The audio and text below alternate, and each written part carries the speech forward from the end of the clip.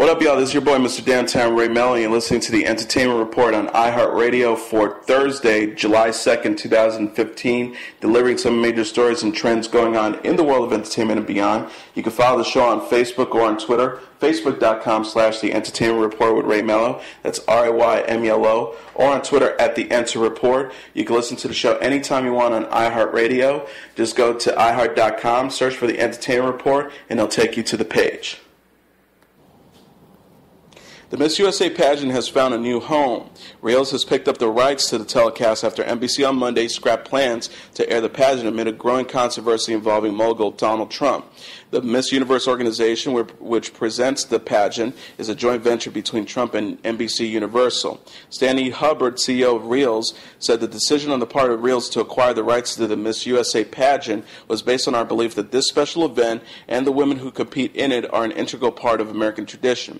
As one of only a few independent networks, we decided to exercise our own voice and committed ourselves to bringing this pageant to American viewers everywhere. Reels, owned by Republican donor Hubbard, previously picked up the high-profile The Kennedys miniseries after History Channel made the decision to yank it amid controversy, including pressure from the Kennedy family. Producer Joel Surnow told The Hollywood Reporter in 2011 he believed History killed the project because of his conservative political views. The miniseries went on to be nominated for 10 Emmy Awards and won 4. Its opening night was also watched by a record 1.9 million viewers. Trump has come under fire for a controversial statement he made about immigrants during his June 16th speech announcing his bid for the Republican presidential nomination. He says the U.S. has become a dumping ground for everyone else's problems. When Mexico sends its people, they're not sending their best. They're sending people that have lots of problems, and they're bringing those problems with us. They're bringing drugs, they're bringing crime, they're rapists, and some, I assume, are good people.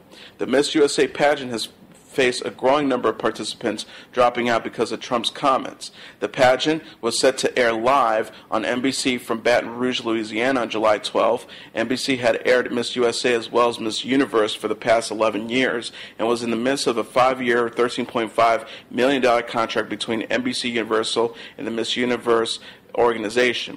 The organization said Tuesday that it would stream the pageant online via Miss USA's official website. The pageant was also originally set to be simulcast on Univision for the first time, but the Hispanic Media Organization canceled those plans and ended its business relationship with Trump last week. In response, on Tuesday, Trump filed a $500 million lawsuit against Univision, claiming the company violated its contract with him and the Miss Universe organization. ESPN and Keith Olbermann may be heading towards a tough negotiation to keep the outspoken host on the sports network. Sources told the Hollywood Reporter that ESPN has floated a highly problematic condition for an extension on Olbermann's initial 2-year deal, that he cease engaging in commentary on his ESPN2 program. The issue likely stems from Olbermann's critical assessment of the NFL's handling of the Ray Rice domestic abuse scandal that exploded last summer when an elevator video of Rice punching then-fiancée Janae Palmer in the face surfaced after the NFL had imposed a slap on the wrist, 2-game suspension on the Baltimore Ravens star running back. Olbermann repeatedly hammered NFL Commissioner Roger Goodell. In a lengthy commentary at the top of his August 1st broadcast, he called on the commissioner to, quote, resign after what Olbermann described as a, quote, weak, damaging, and almost enabling reaction to the episode. The NFL has been pyroled throughout the media and also faced pressures from advertisers for its handling on a string of violent incidents involving its players. ESPN's highly regarded investigative series Outside the Lines was a leader in reporting on the scandal. Olbermann is not the only ESPN personality who has been critical of Goodell in the league. Bill Simmons' profane criticism of Goodell was likely the tipping point for his departure from the network after 15 years, during which Simmons built the online site Grantland and also created the award-winning documentary series 30 for 30.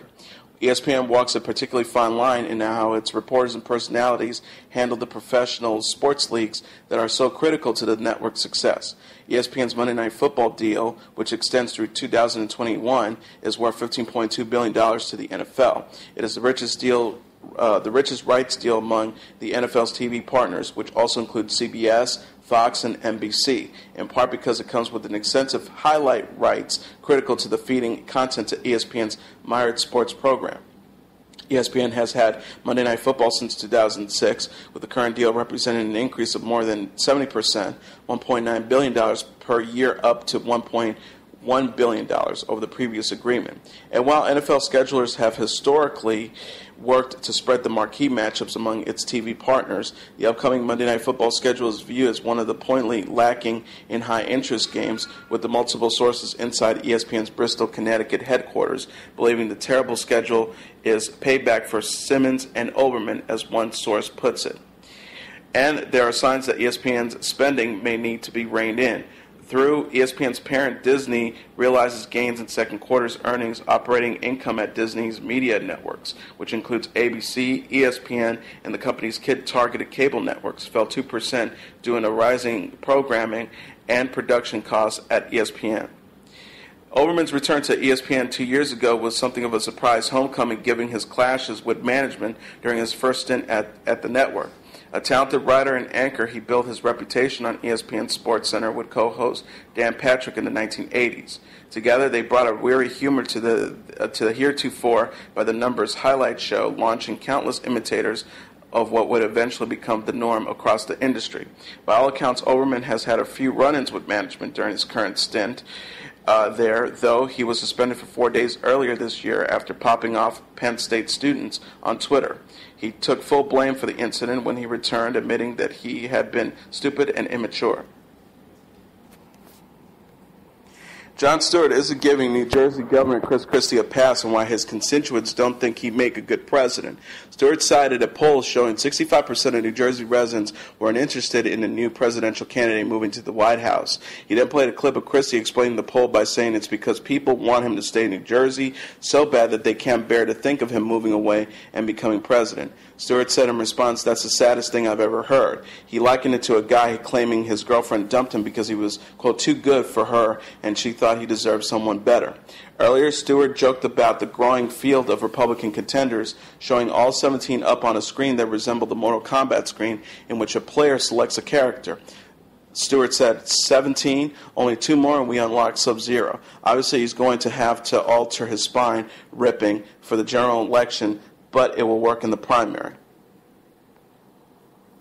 Warner Brothers and Team Downey are moving forward with their live-action take on Pinocchio and have enlisted director Paul Thomas Anderson to write a draft with an eye towards directing as well. Though the film will seem far outside of Anderson's wheelhouse, the move shouldn't come as too much of a surprise. Robert Downey Jr. was poised to star in Anderson's Inherent Vice until his Avengers Age of Ultron obligations got in the way and Joaquin Phoenix stepped in to play the lead. Downey and Anderson are good friends and have been looking to work together for some time. The Giver writer Michael Minnack penned the latest draft of Pinocchio, and Downey has been quietly tweaking the script for the past 6 months. Downey has been developing Pinocchio for years, but the project has found new urgency in the wake of a string of live-action hits based on kids' classics, most recently Disney's Cinderella. Even since author Tim Burton turned Alice in Wonderland into a billion-dollar live-action franchise, and the Angelina Jolie star Maleficent earned $758 million worldwide last year. The studio has been angling to set up projects based on live-action kids' tales, with A-list directors flocking to the projects across town. Disney is bringing Beauty and the Beast to the big screen in March 2017, with Emma Watson in the lead and Bill Conti directing. Jon Favreau is filming The Jungle Book, also for Disney, for an April 2016 release. Not to be undone, Warner's has its own Jungle Book in production that stars Benedict Cumberbatch, Christian Bale, and Cate Blanchett. That version will be released on October 6, 2017, will be a mix of live action and performance capture CGI. Over at Universal, live-action version of The Little Mermaid is in the works, though Sofia Coppola recently dropped out due to creative differences. Burton, who was initially attached to direct Pinocchio, will instead direct the live-action Dumbo for Disney. Downey is on board to play Geppetto in the title about a wooden puppet who wants to become a human boy. Brian Fuller and Jane Goldman wrote previous drafts of the story that is based on a novel by Carlo Collodi. Downey, who most recently starred in Ultron, has a long-standing relationship with Warner's. He recently starred in The Judge for the studio. He will produce Pinocchio alongside Team Downey partner and wife Susan Downey, as well as Dan Jinks, who produced Milk. Anderson is a 6-time Oscar nominee who will receive a director mention for 2007. There Will Be Blood. His most recently received a screenplay nomination this year for Inherent Vice. Suits isn't going anywhere on USA Network. The NBC Universal-owned cable network has renewed the drama for a 16-episode sixth season, The Hollywood Reporter has learned. The series, produced by Universal Cable Productions and Aaron Korsh, returns for its fifth season last week with 3.4 million total viewers and 1.3 million adults 18 to 49. USA Network President Chris McCumber says Suits has set the bar high in every way and continues to be a strong performer and marquee property for USA. From the incredible on-screen performances and brilliant writing to the aspiration lifestyle portrayed, we look forward to continuing to bring viewers into the world of Suits every week. The series stars Gabriel Mash and ranks as USA's second longest running series behind only Royal Pains. The drama is one of the holdovers from its Blue Sky days and comes as USA is exploring darker tones, courting millennials with such series as the recently renewed Mr. Robot and upcoming Complications, Colony, and Queen of the South. Jeff Wachell, Chief Content Officer at NBC Universal Cable and Entertainment and UCP President, says Suits has delivered a smart and sexy roller coaster ride for 5 seasons. Aaron Korsh has some great surprises for the audience at the end of Season 5 that should really set future seasons on an exciting course. The official title for the follow-up to the Guardians of the Galaxy has been confirmed, and for those hoping it would hint at plot details about the movie, bad news, sadly. Everyone else prepare for Guardians of the Galaxy Volume 2. The title was originally reported by Collider after Marvel Studios president Kevin Feige accidentally revealed it during an interview with the site. Writer-director James Gunn later confirmed it to Twitter. The sequel was originally announced at Comic-Con in 2014 as Guardians of the Galaxy 2. The movie will be released May 2017. TV Land has pulled reruns of Duke of Hazzards in the light of the recent uproar over the Confederate flag, which has emblazoned on the roof of the show's iconic General Lee 1969 Dodge Charger, the Hollywood Reporter has confirmed. The show has faced criticism over the depiction of the controversial flag in the wake of the June 17th shooting in Charleston, South Carolina that left 9 dead at what many view as South Carolina's delayed decision to take the flag down. Confederate merchandises have since dropped by Walmart, Target, Amazon, and other businesses after the shooting, which took place at a historic black church.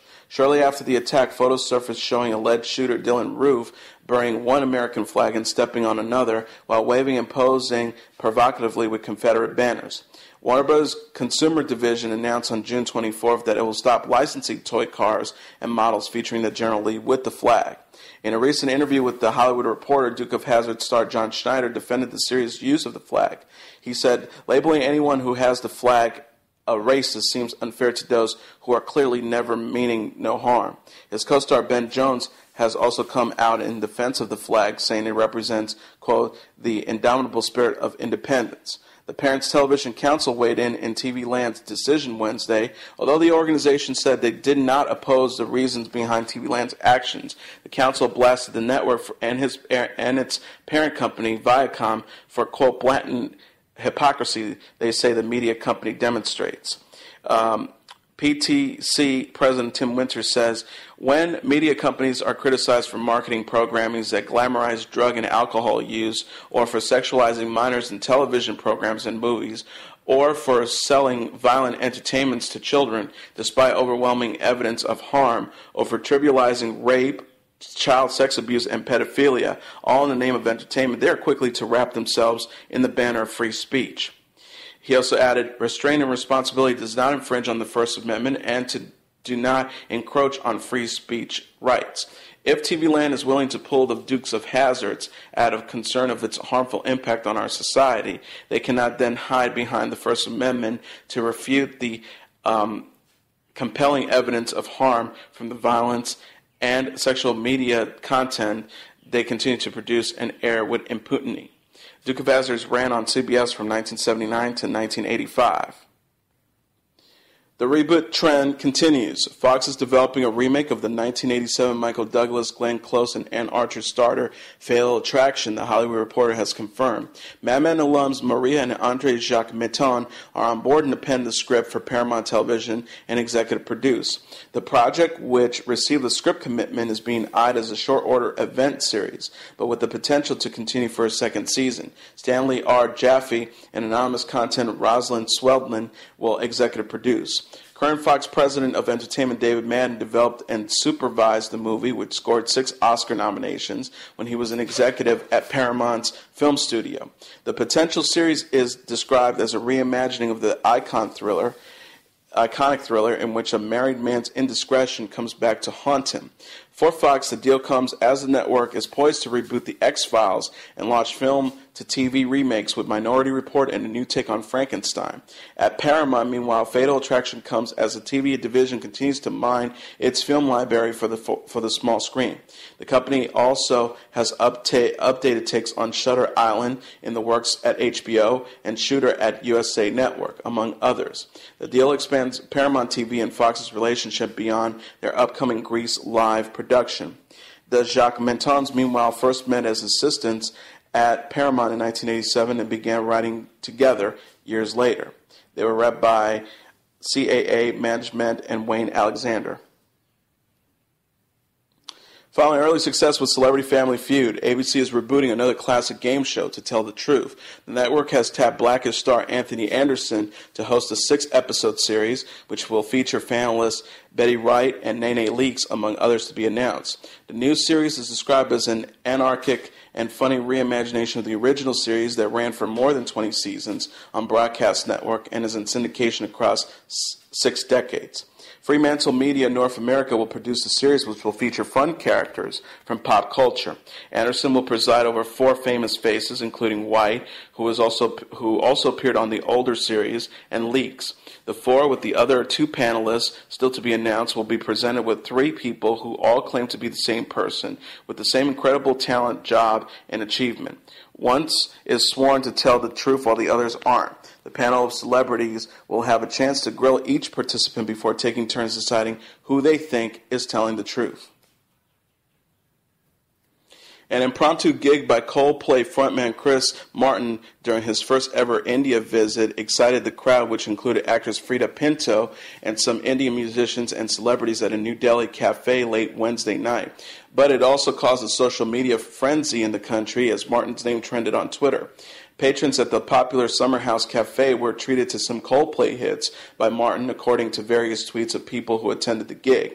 Videos and pictures of his performance, which include such tracks as Fix You, Paradise, and Viva La Vida, led to hashtag Chris Martin and hashtag Coldplay trend for a while. Martin and Pinto are on a goodwill visit to the country as part of a delegation with the Global Poverty Project, a nonprofit organization dedicated to seeking an end to extreme poverty by 2030. GPP also runs online platform Global Citizen to promote campaigns for social development. A GPP spokesperson confirmed to The Hollywood Reporter that Martin arrived in the country Tuesday, adding, quote, he didn't want his visit to be publicized, but that all changed after last night's gig began trending on social media. GPP also released a photo of Martin and Pinto visiting a development project in New Delhi Wednesday. According to a statement, the two are part of the GPP delegation that is holding meetings with politicians, key government leaders, nonprofit partners in the water, sanitation, and hygiene space, and participating in field visits to see innovative projects addressing sanitation in total communities. Prince has done a good job of making it known that he is not exactly a fan of modern technology, at least not when it comes to selling his music. Now the Purple One's publisher has pulled all his music from streaming searches except for Tidal without any publication. A note on Prince's Spotify page says Prince's publishers has asked all streaming services to remove his catalog. We have cooperated with the request and hope to bring his music back as soon as possible. His music has also been removed from Apple Music and radio. For some time, Prince's legal team has worked to pull his music off YouTube, and the song Breakfast Can Wait remains the only track on his channel. Stephen Colbert is getting ready for his next big gig on The Late Show starting September 8th. How did he prepare? The funny man got some practice by hosting Only in Monroe, a public access television talk show from the small town of Monroe, Michigan.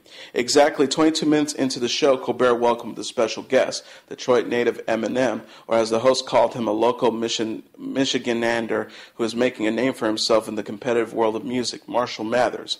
For the next 15 minutes, Colbert quizzed the rapper on his Bob Seger knowledge. The duo also talked about Eminem's career, promoted Southpaw with the video of two cats fighting, and nearly got into a fight themselves. Colbert asked, "Are you political? A lot of rap is political, and some of it is good booty rhymes. Are you more political or just booty rhymes?" The rapper responded, "In the middle, right in the crack, probably." Colbert attempted to make Eminem angry throughout the video by calling him Marshall and telling him to find a more stable career. At the end of the video, the talk show host let the rapper know he doesn't have time for a performance, but that he has to help finish the show off with the community calendar segment. And here are the top 10 songs on the Billboard Hot 100 singles charts for the week of July 11, 2015. Number 10, David Guetta featuring Nicki Minaj and Bebe Rexha and Afrojack with Hey Mama. Number 9, Selena Gomez featuring A$AP Rocky with the song Good For You. Number 8, Mark Ronson featuring Bruno Mars with Uptown Funk. Number 7, Silento with Watch Me.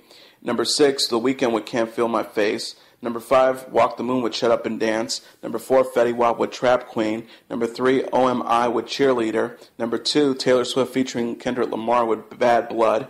And still, the number 1 song on the Billboard Hot 100 singles charts is Wiz Khalifa featuring Charlie Puth with See You Again.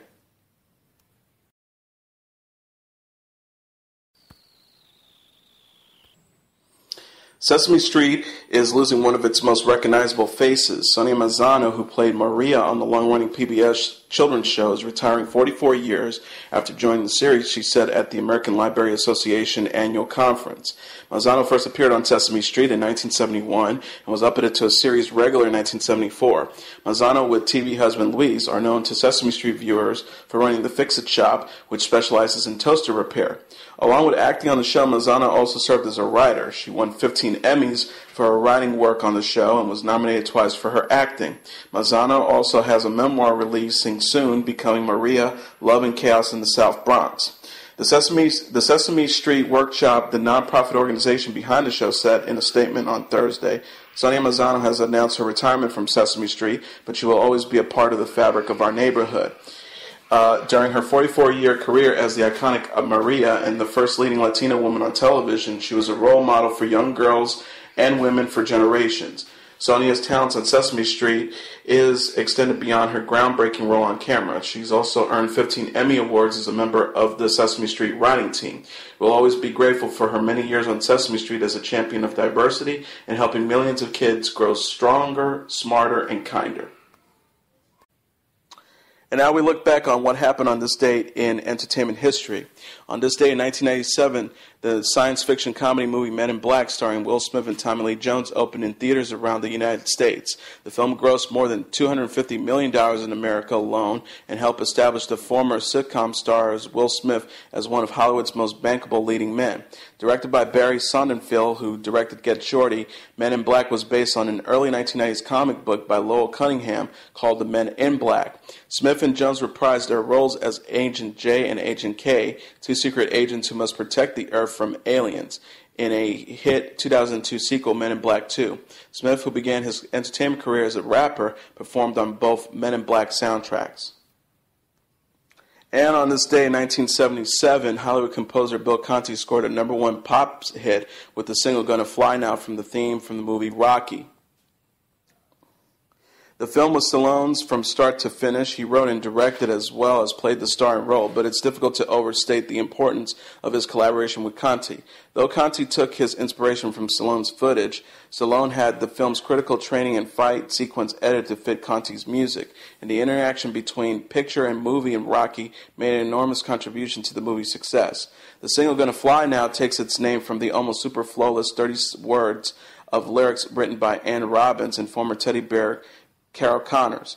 Though it lost the competition for Best Original Song at the 49th Annual Academy Awards to Barbra Streisand and Paul Williams' evergreen Love Theme from A Star Is Born, it has remained an instant and recognizable piece of American pop culture.